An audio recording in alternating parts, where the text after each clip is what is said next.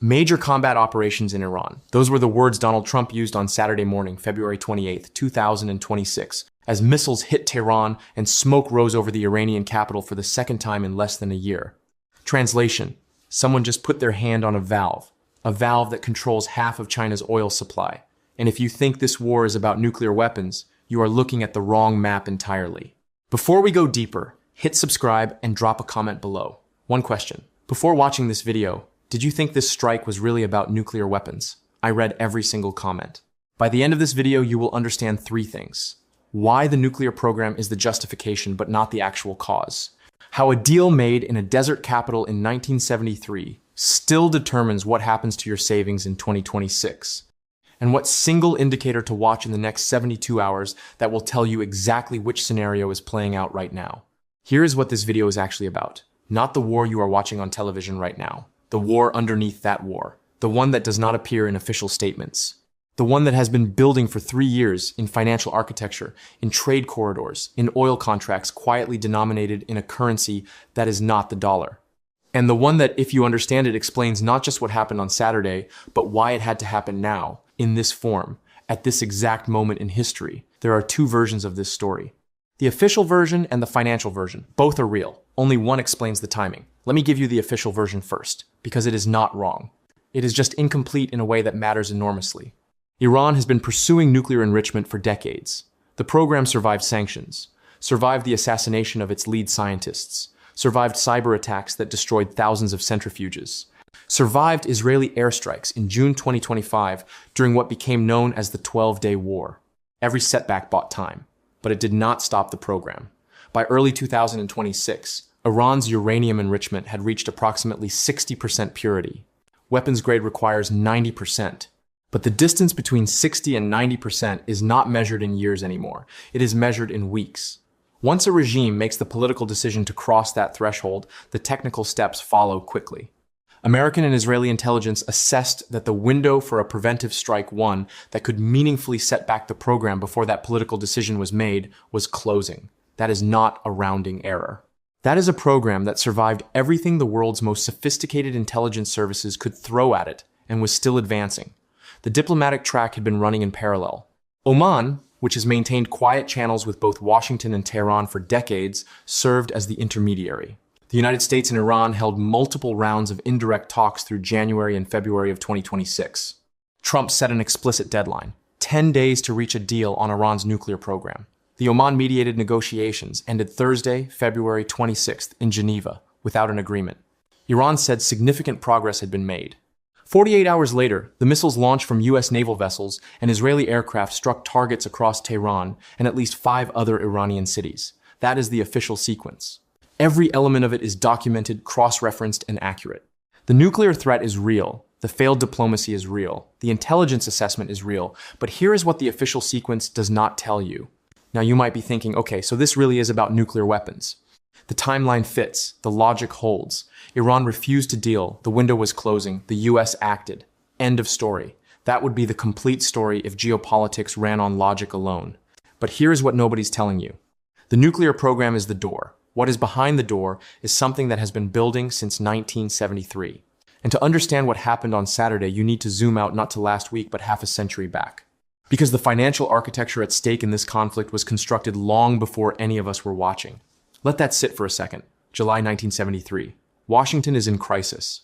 Richard Nixon had closed the gold window 2 years earlier in August 1971, ending the Bretton Woods system that had anchored the dollar to gold since 1944.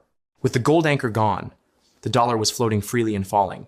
Inflation was rising. The Arab oil embargo was months away. Henry Kissinger, Nixon's national security advisor and then Secretary of State, boarded a plane to Riyadh.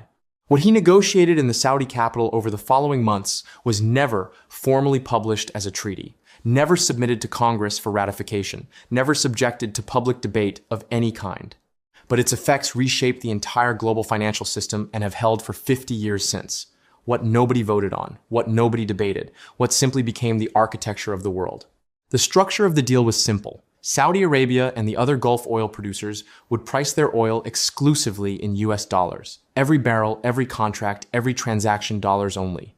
In exchange, the United States would provide security guarantees to the Saudi monarchy and supply it with advanced American weapons. The other OPEC members followed the Saudi lead.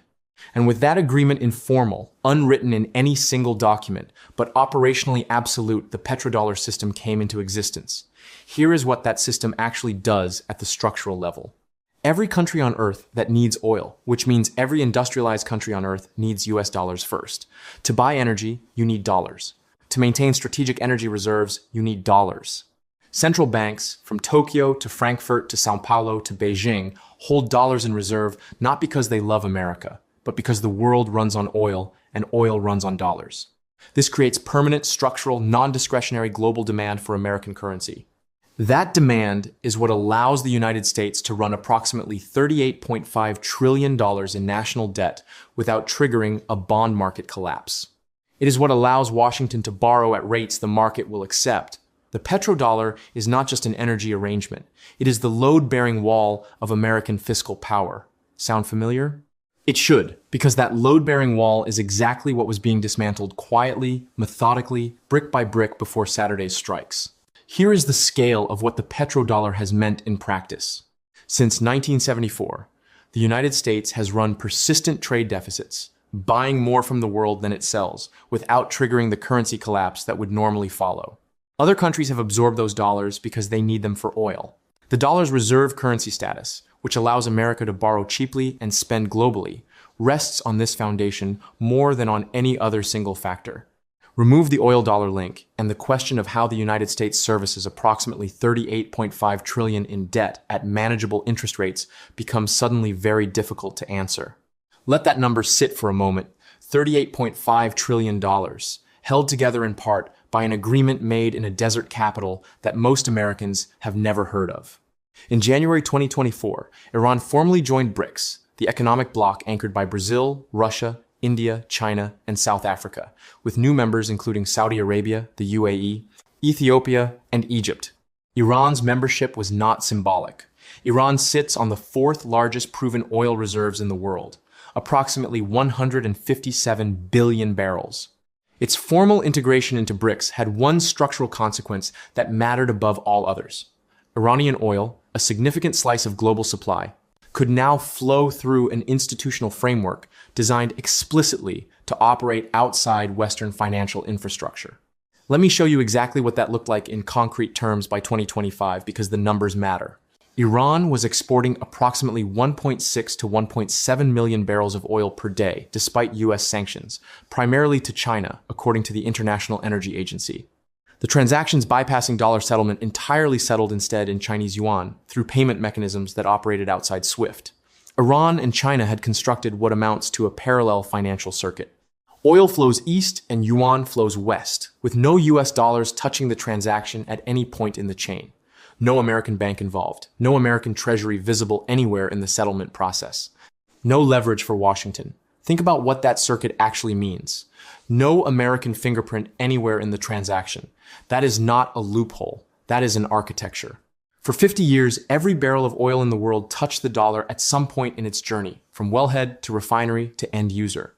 Every single transaction, however indirect, created demand for American currency and reinforced the system Kissinger built in Riyadh. What Iran and China constructed together was a working alternative to that system, not a replacement for global oil markets. Not large enough to threaten dollar dominance tomorrow, but operational, growing, and critically no longer experimental. And it was not just Iran. By late 2025, Russia was running significant oil trade with China and India in yuan and rupees. Venezuela had established yuan-denominated oil payment corridors with Beijing before Maduro's removal from power. India had settled oil purchases with Russia in rupees, bypassing SWIFT entirely. The architecture of a parallel system was not a think tank proposal. It was moving real barrels, real volume, real alternatives. The question was whether it was big enough to matter. And here's the detail that makes Washington's position specifically uncomfortable. The petrodollar system does not require universal adoption to function. It requires dominance. As long as the overwhelming majority of global oil transactions settle in dollars, the structural demand for dollars remains. But the tipping point, the moment when enough transactions settle outside dollars, that the system's gravitational pull weakens, does not require a majority. It requires critical mass in the right markets. And Iran plus Russia plus Venezuela, all feeding China's energy supply in non-dollar currencies, was approaching that critical mass in exactly the market that matters most. The world's largest oil importer. Pause and consider this precisely. Before moving forward, let me crystallize what we have established. The nuclear program is the justification. The real target is the 50-year oil for dollars system built on a handshake in Riyadh, the one Iran and China were quietly routing around with settlements that never touched a dollar. Now you might be thinking, but surely the US has known about this yuan circuit for years. Why act now? Hold that question. The answer is in 3 converging clocks, and we are getting there. If you follow global economics and want analysis like this as events unfold in real time, not days later, subscribe to the channel. No noise, just the framework behind the headline, when it matters. Now here's the geography that nobody in the financial press is mapping clearly enough. The Strait of Hormuz is 33 kilometers wide at its narrowest point. That is the entire width of a channel that sits between Iran to the north and Oman to the south, the only maritime exit from the Persian Gulf into the open ocean. 33 kilometers of water. And through those 33 kilometers, according to the US Energy Information Administration, flows approximately 20% of the world's total daily liquid oil consumption. Roughly 20 million barrels every single day, along with roughly 1/5 of global liquefied natural gas exports, primarily originating from Qatar. Let me show you who depends on that flow.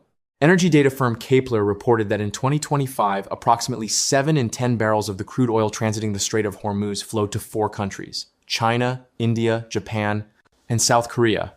China alone, the world's second largest economy, receives approximately 50% of its total crude oil imports through this single waterway. Not 30%, not 40, 50. Half of the energy that powers China's factories, its transport network, its military, its entire economic output passes through a channel 33 kilometers wide, bordered on one side by Iran. To put that in concrete terms, if the Strait of Hormuz closes, China does not slow down, it seizes. Half its energy supply not disrupted, not rerouted at some cost, not replaced through alternative sources over time. Gone immediately, because there is no meaningful alternative route. Unlike the Suez Canal, which can be bypassed by sailing around the southern tip of Africa at significant cost and delay, the Persian Gulf has no other exit. Saudi Arabia has a pipeline that terminates on its western coast on the Red Sea. The UAE has a pipeline bypassing the strait. Together, they handle a fraction of the volume that moves through Hormuz. There is no pipeline, no canal, no alternative route that absorbs 20 million barrels per day. If you are sitting in Washington on the morning of February 28th, 2026, and you are watching China build an alternative financial system, watching Iran supply that system with oil and yuan, watching the petrodollar erode in real time, and you are simultaneously running approximately $38.5 trillion in national debt, whose serviceability depends on global demand for the dollar, you understand something clearly. You hold one card that China cannot counter, cannot replicate through technology, and cannot negotiate around with trade policy. That card is the Strait of Hormuz. A hand on a valve, and the hand does not need to turn the valve to change the game. It just needs to be seen. So why now? Now, the question that the mainstream financial press is not asking with enough specificity: why February 2026? Why not 18 months ago? Why not after the June 2025 strikes? 3 things converged simultaneously and created a window that will not remain open. First, Iran's nuclear timeline genuinely compressed to the point where the official justification was both credible and urgent. This is not invented. The enrichment levels were real. Second, Iran's financial integration into the BRICS parallel oil payment network had reached operational scale. It had crossed from experimental to functional, from marginal to meaningful. Third, Trump's trade confrontation with China had entered a critical phase, where conventional leverage was running thin. Tariffs invite retaliation. Technology restrictions accelerate Chinese self-sufficiency, but nobody matches the Strait of Hormuz. The nuclear justification provided the legal and moral framework. The financial architecture provided the strategic motive. The trade war provided the timing. Read that again. What actually explains the timing? 3 clocks hit zero simultaneously. Iran's enrichment became genuinely urgent. Its non-dollar oil trade network became operational, and Washington's conventional leverage on China ran dry. Now, you might be thinking, but if Iran's Hormuz threat is ultimately self-defeating, does Washington actually hold leverage here, or is it a bluff? That is exactly the right question. And the answer is in what happened next. Let me show you where things stand right now, as you are watching this on Sunday, March 1st, 2026. Iran declared the Strait of Hormuz effectively closed following Saturday's strikes. Ships received radio broadcasts, purportedly from Iranian naval forces, announcing that transit through the waterway was banned. Bloomberg reported that a semi-official Iranian outlet described the strait as shut and that tankers were beginning to avoid the area. Multiple major oil trading houses suspended crude and fuel shipments via the strait on Saturday, according to Reuters. Iran also launched retaliatory missile strikes against U.S. military facilities in Qatar, Bahrain, Kuwait, and the UAE. Qatar's air defenses intercepted Iranian missiles over Doha. Iran's supreme leader was killed in the initial strikes. The senior Israeli defense official told Reuters the joint operation had been planned for months, with a specific date set weeks in advance. Financial markets are closed until Sunday evening Eastern Time. Here's what the two possible endings actually look like, not the ones they are describing on television. Scenario 1. The conflict remains short and contained. Iranian retaliatory strikes stay limited and do not directly threaten tanker navigation. The strait disruption lasts days, not weeks. OPEC meets Sunday and agrees to increase production to offset disruption. Oil spikes sharply at Monday's open analysts at Vanda Insights Project, $80 per barrel. Initially then retreats once it becomes clear the strait is functionally open. This is precisely what happened after the June 2025 strikes.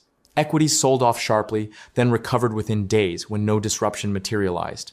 Saudi Arabia and the UAE, which had been pre-positioning production increases anticipating the strikes, absorb Iranian export losses. In this scenario, the strait reopens to commercial traffic within days, escorted by U.S. and allied naval forces. Gulf producers Saudi Arabia, Iraq, the UAE, Kuwait pump at elevated rates to compensate for lost Iranian volume. The global oil market, which entered this conflict oversupplied, absorbs the disruption without a prolonged price spike. The parallel oil settlement network through Tehran is severed.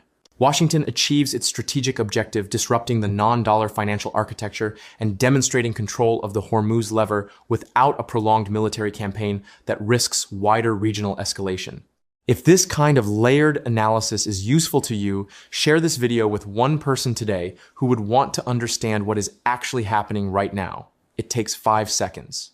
Scenario 2. The Iranian regime, facing what it may calculate as existential threat, supreme leader dead, nuclear program set back, proxies dismantled, plays the Hormuz card in full. Mines in the shipping lane. Anti-ship missiles targeting tankers. Sustained harassment that makes the waterway commercially uninsurable. A prolonged closure, even a partial one disrupting several million barrels per day, sends oil above $100 per barrel, according to Lombard Odier. Analysts at CNBC describe China's position in that scenario as follows. 3/4 of the oil that normally transits Hormuz goes to Asian economies. China receives half its imports through that single choke point. What you would see, said one analyst at CNBC, is hoarding especially by Asian countries that would recognize the strait is not reopening quickly. The mother of all bidding wars for available supply. And a prolonged closure, one oil specialist quoted by CNBC said this directly, would constitute a severe global recession risk. The Arab oil embargo of 1973, which cut supply by a fraction of what a Hormuz closure would, triggered the worst economic crisis the Western world had seen since the Great Depression. Multiple energy analysts estimate a full Hormuz closure would be several times that severity. That is not hyperbole. That is what 50 years of data on supply disruptions and economic cascades actually show.